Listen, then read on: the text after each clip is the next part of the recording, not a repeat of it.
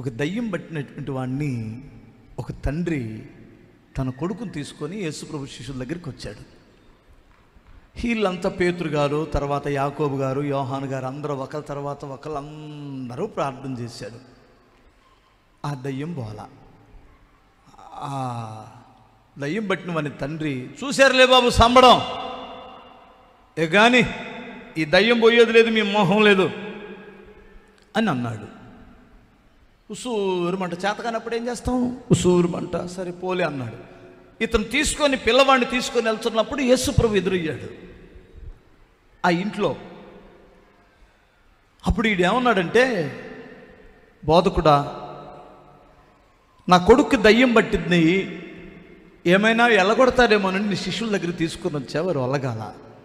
నీ చేతనైనా ఏమైనా అయితే ఈయన దయ్యాలు ఎల్లగొట్టు, ఈడు దయ్యం ఎల్లగొట్టు అన్నాడు. ప్రభు ఒక్కోసారి వాడి వైపు చూసి, ఏయ్ దురాత్మ, ఈయన్ని విడిచిపెట్టి పోమని చెప్పాడు. ఒకటే మాట. కింద పడి గెలగెలగెల దన్నుకొని వాడిని విడిచిపెట్టేసి వెళ్ళిపోయింది. వాడిని చేయబట్టి లేపాడు. వాడు ఏం చూపు చూసి ఉండొచ్చు యేసుప్రభు శిష్యుల వైపు?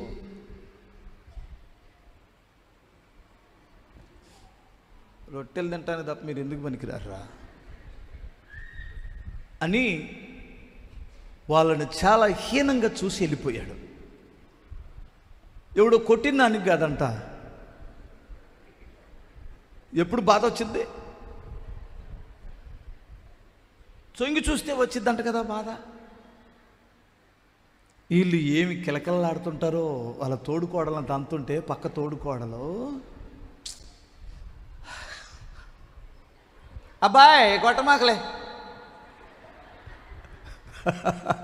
ఎందుకంటే అసలు ఏమి ఆనందం, నేను చేయలేని పని వాళ్ళ ఆయన చేస్తున్నాడని ఏమకి ఎప్పటి నుంచో తన్నాలని ఉంది. ఇది ఈమె ఎడదీయటానికో ఇదో ప్రేమతో కదా వచ్చేది. ఇంకా ఆగలే అబ్బాయి. ఆమెకు తెలుసు వీళ్ళిద్దరు మనసు, ఆమెకు తెలుసు. ఎవరికే? నాకేం తెలుసు అండి, ఆ సామెతను బట్టి చెబుతున్నా. నాకేం అందరూ అలా ఉంటారని చెప్పను. కొంతమంది సొంత అక్క చెల్లెల్లాగా ఉంటారు. స్తోత్రం చెప్పాలి ఒకసారి. సొంత అక్క చెల్లెల్లాగా ఉంటారు. అట్లాగే వీళ్ళు చూసిన చూపుకి యేసుప్రభు శిష్యులకి ఒకసారి ఎక్కడో చివుక్కుమని సిగ్గు అనిపించింది.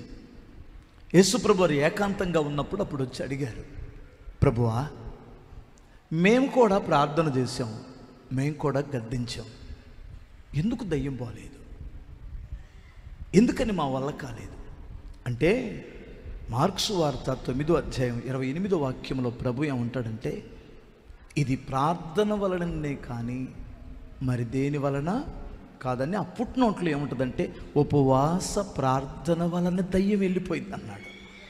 కొట్టు చప్పట్లో ఒకసారి.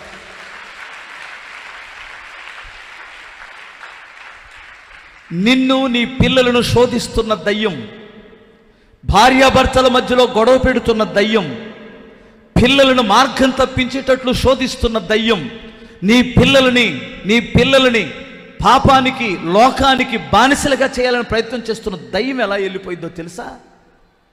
ఉపవాస ప్రార్థన వలన నిన్ను శోధిస్తున్న దురాత్మ వెళ్ళిపోయింది. ఎందుకు మేమిద్దరం చాలా అన్యోన్యత కలిగి ఉంటాం కదా, మా మధ్యలో ఎందుకు ఈ మధ్య గొడవ వస్తుంది? నేను ఒక్క మాట మాట్లాడితే ఆయన వెంటనే కస్సులు లేస్తున్నాడే, అంతకుముందు ఎంత బాగుండేవాడు, ఎందుకు ఈ కారణం ఏంటి? అరే నా భార్య నేనంటే విపరీతమైన ప్రేమతో నేను ఏది చెప్తా తినేది, ఎందుకని ఈ మధ్యలో ఈ అమ్మాయిలో చిరాకు వస్తుంది అంటే, మీ ఇద్దరి మధ్యలో అన్యోన్యతను చూసి వారవలేని దుష్టుడు మీ మధ్యలో గొడవ పెట్టడానికి వచ్చాడేమో. దాన్ని ఎలా ఎల్లగొట్టుకుంటావు? ప్రార్థన, స్తోత్రం చెప్పాలి. అరే నా కొడుకు నాకు ఎదురు మాట్లాడనటువంటి వాడు ఈ మధ్య ఏంటి వాడు అలా అయిపోయాడు, మేము ఎంత ప్రేమిస్తున్నా ఈ కోడలు ఎందుకు మా మాట అసలు మమ్మల్ని చూస్తేనే శత్రువులాగా చూస్తుంది, ఏంటి సంగతి? ఉపవాస ప్రార్థన అంటే ఒక్క దెబ్బకి 2 పిట్టలు లేచిపోతాయి. చెప్పనా? ఒకటి, నీ కుటుంబంలో ఏ వ్యక్తిలో ఉందో దయ్యం అది వెళ్ళిపోయింది. 2, నువ్వు సరైపోతావు. ఇద్దరిలో పోయింది. స్తోత్రం చెప్పాలి. అందుకనే పౌలు ఏమన్నాడంటే, నేను తరచుగా ఉపవాసములతోనూ జాగారములతోనూ ప్రార్థనలతోనూ నా శరీరాన్ని నేను నలగొట్టుకున్నాను అన్నాడు. అప్పుడే నువ్వు దురాత్మను జయించగలవు.